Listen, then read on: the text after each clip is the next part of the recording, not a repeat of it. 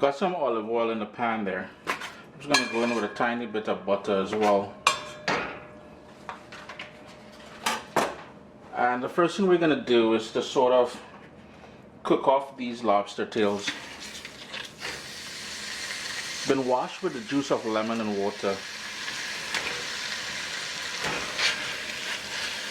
And the reason why I'm still leaving it on the shell, well, I gotta cook it in the shell, but we'll use the shell for making a sort of a quick stock at the very start because we really want that flavor. Ooh, hot. Just gonna toss it in there. We don't want to overcook this. She's already starting to change color. What I'm gonna do is put your flip, man. What's wrong with you? You're supposed to be a flipper. Just gonna put the lid on there. Excuse me. And let that sort of steam cook. My heat is on low, if you're wondering. It's been about 4.5 minutes now. So what I want to do, what I forgot to mention to you all, on the back of the lobster here, I did smash it with a knife, well, cut it open. So I'm going to remove these out and allow them to cool. I don't want to overcook them.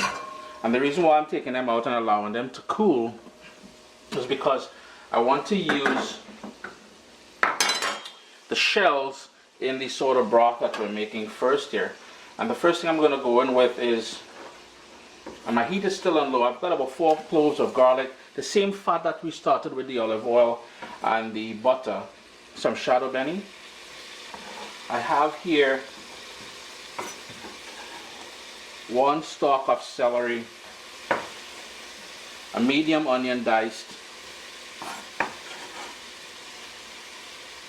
and you notice where we're going with this, some scallion.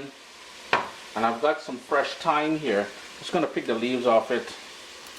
This is stuff I harvested in my garden over the summer, and they're still pretty fresh. You get about 4 of these thyme. Give that a quick little stir. My heat is still on low, as I said. Ooh, smells really lovely at this point. I'm going to go in with some black pepper.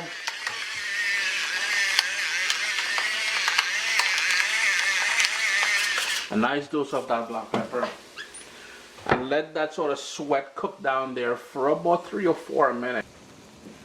Before I forget, I'm going to go in with 3 slivers of Carolina Reaper. I'm all out of scotch bonnet right now, so I have no choice. You don't have to do that. If you want to add any sort of hot pepper you like, you can certainly do that. You can leave it out altogether. I went ahead and I removed all the meat from the shells of the lobster. Now be careful here. We want to put the big pieces of shells back in here. No small pieces, because the small pieces we won't be able to remove later on. So you notice I have some small pieces there. That's not going to go in. However, the sort of runoff, that's all flavor. Just going to give that a quick stir now.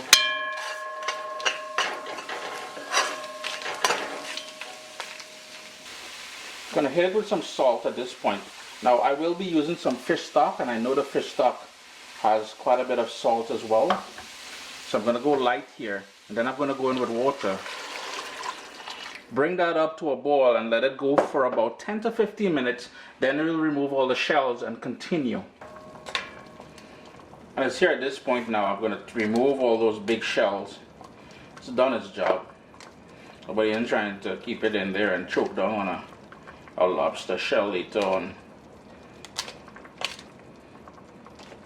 Up next, I'm going to start adding the spinach, and I'm using baby spinach, which I just chopped up roughly. And for the traditionalists who will say, well, Chris, there ain't no real thing for callaloo. First of all, you have no idea what you're talking about. You see that spinach there? It's boss. Unfortunately, I live in Canada. There ain't no dasheen patch outside for me to go and pick dasheen bush leaves. So traditionally, you would use dasheen bush leaves. In total, I'm going to use about 1 pound of baby spinach. So I'm going to continue adding it to the pot here. As the spinach cooks down, we're going to go in with the okra. And I have here about, well, the full list of ingredients will be mentioned down in the description of the video. And sooner or later, this recipe will be available on caribbeanpot.com. Also, if you guys have not already done so, you can follow along on Instagram on my stories there. So hit me up at caribbeanpot on Instagram. sweet potato, pumpkin, okra. Then we've got that seafood stock I was talking about. I just need about a cup of that. And of course, to bring everything together, you can't have callaloo without coconut milk. Oh gosh, look at thing, boy. Ay ay ay. I'm gonna give that a stir now because we want that to all come together. So I'm gonna crank up my heat now and bring that up to a boil. I know people don't complain, Chris, that spoon making noise when it rubs the pot. And speaking about pot, I had one of them nincompoop people kind of write me in and tell me, Chris, you're not cooking traditional food because the pot you're using is not traditional. Ha! Double ha! I have an assortment of Dutchy pots. Trust me, this one here I haven't been using in a while. But I just showing earlier, I have the pots too. Got a nice bubble happening here, so I'm going to turn my heat down to medium. Give that a quick stir. The whole idea here is to let this go on a sort of a steady boil, because we want everything to break down and come together into a nice sort of thick soup. Lid back on and let that go quietly there, yeah? It's been going covered for about 45-50 minutes or so, and you notice how nice and thick it's got now. I've got here my swizzle stick, and all I'm going to do is, with the action, I think we have done this before, is to break everything down and bring it all together. If you have one of those stick blenders, you can go in, but I would recommend you pulse it and not go steady, or you're going to get a frothy sort of consistency, and you don't want that. And if you're looking in here, you notice how the sort of back and forth motion combined with the sort of edges here is breaking everything down. So I'm just going to continue doing that just to make it nice and smooth. It took a couple of minutes of this sort of action motion here, but it's completely broken down. The spot dancing like if it's in a fete, boy, oh gosh.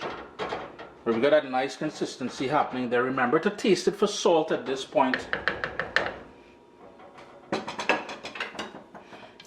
Quick stir, turn your heat off, adjust your salt, remember. And here is where we're going to go in back now with all that. I know they're saying, Chris, boy, what can I starving plate of pot of callaloo with hardly any lobster. But you know what, that lobster was $15. If you guys want to add some more, you can certainly do that. All right. Chris here, caribbeanpot.com. Always a pleasure to have you guys here in the kitchen with me.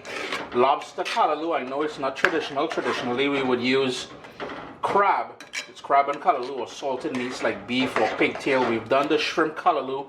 We've done the vegan callaloo. It's callaloo upon callaloo we're giving all day here, yes?